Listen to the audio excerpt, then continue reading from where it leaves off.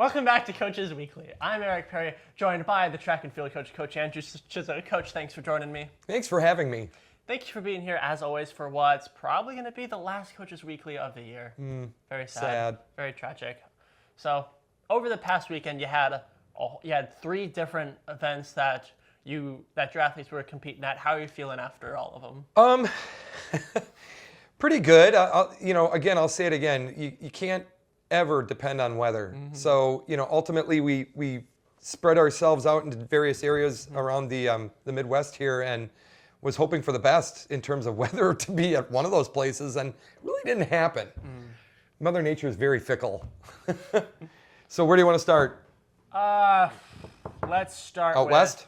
Yeah, might as well. All right, out west, Drake relays. Sprint medley relay and the 4x1 came within a half a second, pretty much within their due respective events. And they were doing great. They looked apparently really well. The weather was not great, but held up somewhat. It was still better than here. But then, come to find out, they both got disqualified due to running on a lane, outside the lane for more than 3 consecutive steps. So, don't know who it was. Doesn't necessarily matter.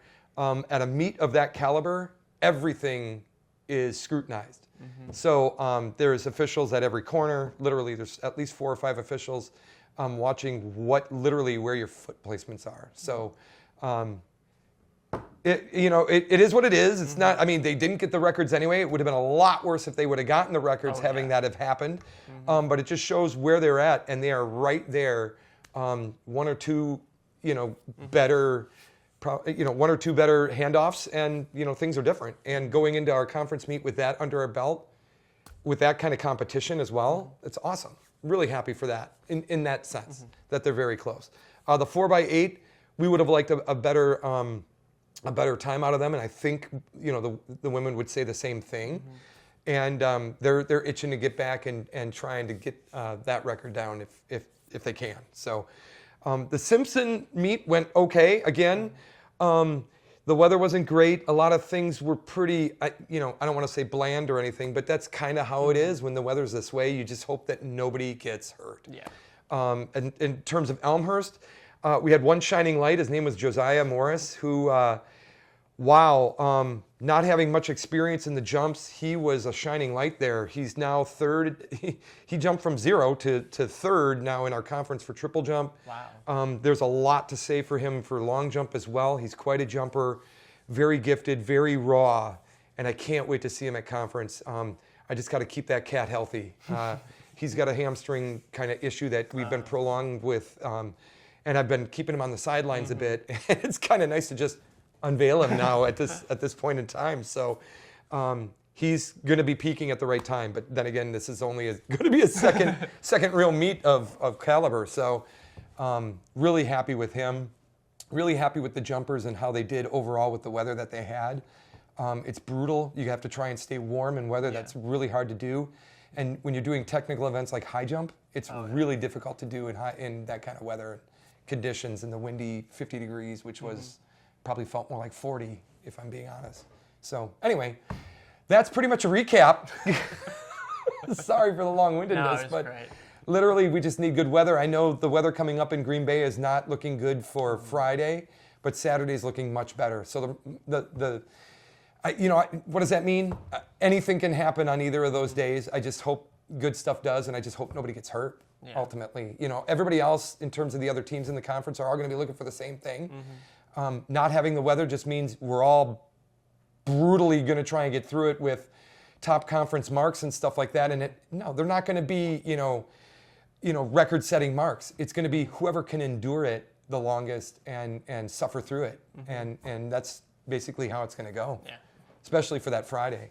So, yeah. So it's basically going to be whoever can push all the mental stuff to the back of their mind and just...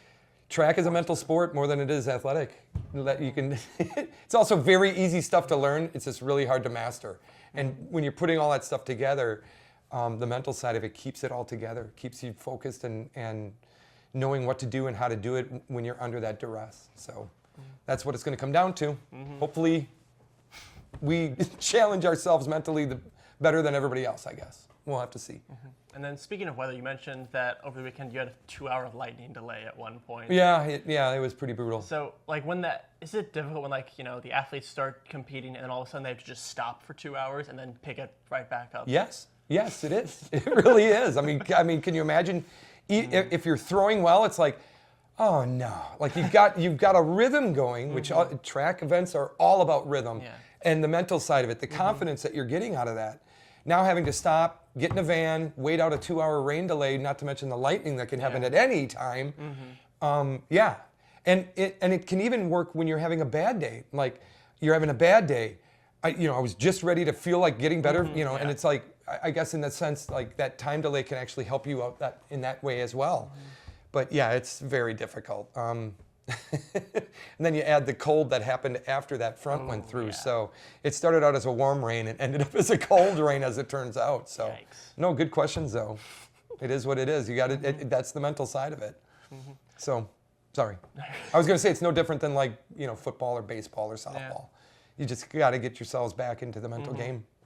Yeah, and then I know last week you mentioned that you were the one that was going to be with, I think you said you called them like the younger generation. Yeah, absolutely, yeah. So is it nice to see kind of how the up-and-comers here at Concordia are progressing? Yeah, absolutely. We want to find them the best capable possible competition that there is. And traveling to get there, it can be time constraint and kind of annoying at times, but that's what they need to get better. That's what we're going to find for them.